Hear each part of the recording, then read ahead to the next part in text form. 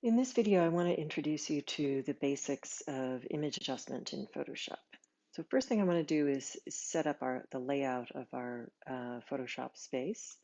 So to do this, we're going to take a look at the menus that we have on the page and reset a workspace. So first thing I'm going to do is go to Windows, and then note that pretty much any of these little boxes, palettes, or windows that you see around the edges of the Photoshop, those can be found in the Windows menu. So if you ever can't find your layers, for example, you can come to Windows and you can click on that. But we're going to pare this down to just the two window menus that we need. So we're going to go to Workspace, Photography. So Window, Workspace, Photography. And then we're going to customize this. So the only things I need to keep are layers and history. So I'm going to grab on to histogram and pull it out and then click on the little close button, grab Navigator, close that, Libraries, close that, Adjustments, close it. And then these three tabs here, I'm also going to pull them out and close them. Okay, so now I just have layers and history, and I want to save this workspace as a new preset. So I'm going to go to Windows, Workspace, New Workspace, and I'll call this Image Adjustment, and I'm going to click on the three boxes here, and I'll save. So now if I open up this file and I go to Workspace, and let's say that I'm back in the painting workspace for some reason, I can come back to Workspace and go to Image Adjustments, and I'll get the layout back the way it is. Same is true for if things should get kind of messed up at some point and you accidentally move some things around, you can come back to Windows, Workspace, and say Reset Image Adjustment, and you'll get your Image Adjustment workspace back. So now we have the things that we're going to need, which is layers and history. So as you begin to work in Photoshop, you may have some adjustment layers up here on the top, which is one of the reasons you want layers. When we get into animation, you're going to have multiple layers for doing your animation. And history is because in Photoshop, the Command Z only goes back one step. So you can go back more steps by adding the Option key, Option Command Z, and that will let you go backwards. Or you can simply go back in time using the history tabs. So you can see earlier versions of what I did. Now, the next thing I'm going to do is actually use this workspace to look at cropping, and free and transform I'll use for perspective adjustment. So let me come over to my first file here.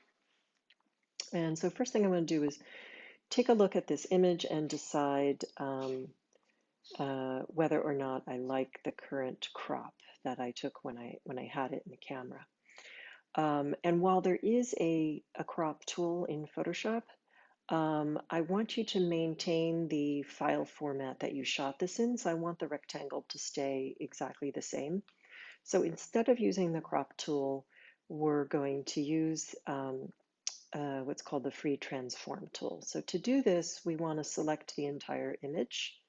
We can do this either by grabbing the selection tool and clicking and dragging over the whole image, or even easier, I can just type Command Command A to select all, and then you see this marching ants dotted line around the edge, which means I've selected the entire image. You can also find the Select All up here in the Select menu, All, and you can see that indeed the hotkey is Command A. This four-leaf clover is the Command key on the Mac, the Control key on the PC. And over here where I had showed you this little diagonal line, that represents the Option key. So this is Option Command Z. And the arrow key represents Shift. So you can now learn to interpret what these various hotkeys are. So I did Command A to select everything. And then I'm going to use free transform. So I can show you where that is in the menus, but then you'll use hotkeys.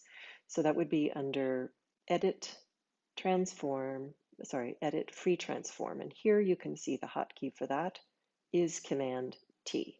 So instead of coming up into this menu each time, I'm going to do Command A to select all, then Command T, and you'll see that now I have these little points on the side. And these points are things that I can grab onto to change the size of this image.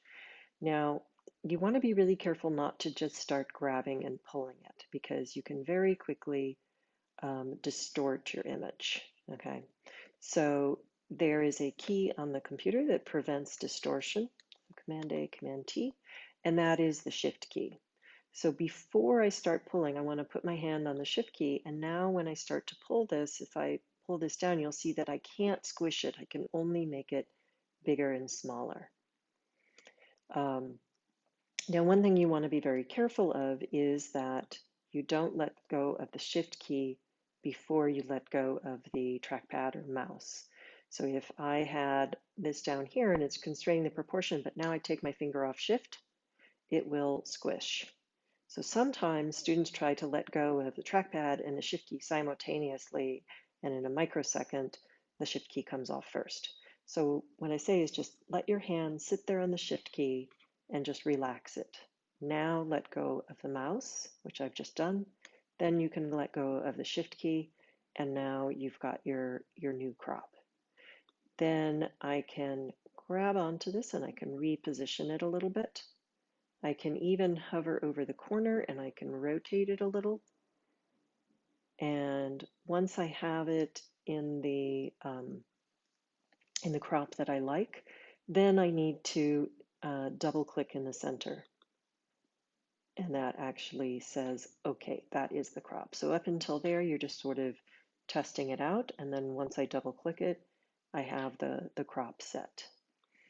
Now let me come over to another image and show you if I did do later on, if you do a shot that's sort of straight on to architecture, it's very difficult with the DSLR camera to get that to align straight. There are 4x5 large format cameras that can correct for perspective distortion. But nowadays we can also do a little bit of perspective distortion correction in Photoshop.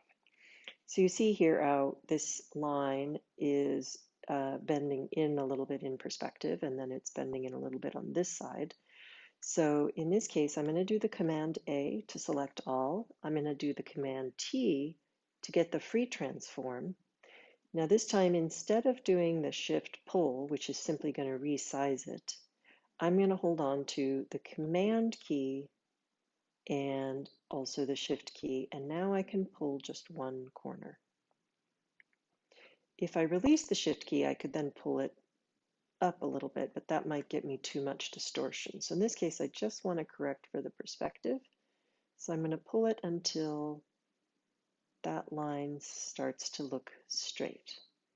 Then I see that this is also at a slant, and I'm going to pull this one till it starts to look straight. Now, if you have a really extreme perspective distortion, you're probably not going to be able to correct it. This is for minor distortion. If you take extreme distortion and you correct it, you're going to get a lot of weird scale distortion. So then sometimes I have to go back and forth and nudge a little bit. And then whenever you've pulled out two sides, it tends to give the image a shortening effect. So if I've pulled it out on these two sides, then I'm also going to want to elongate it just a little bit, about the same amount. If you were looking at a person or a vegetable or something that you could recognize, you would see that it does get a little bit squished. So you want to use this very, very carefully. Otherwise, you're going to end up with an effect that looks kind of like that. Okay, so that is that kind of correction.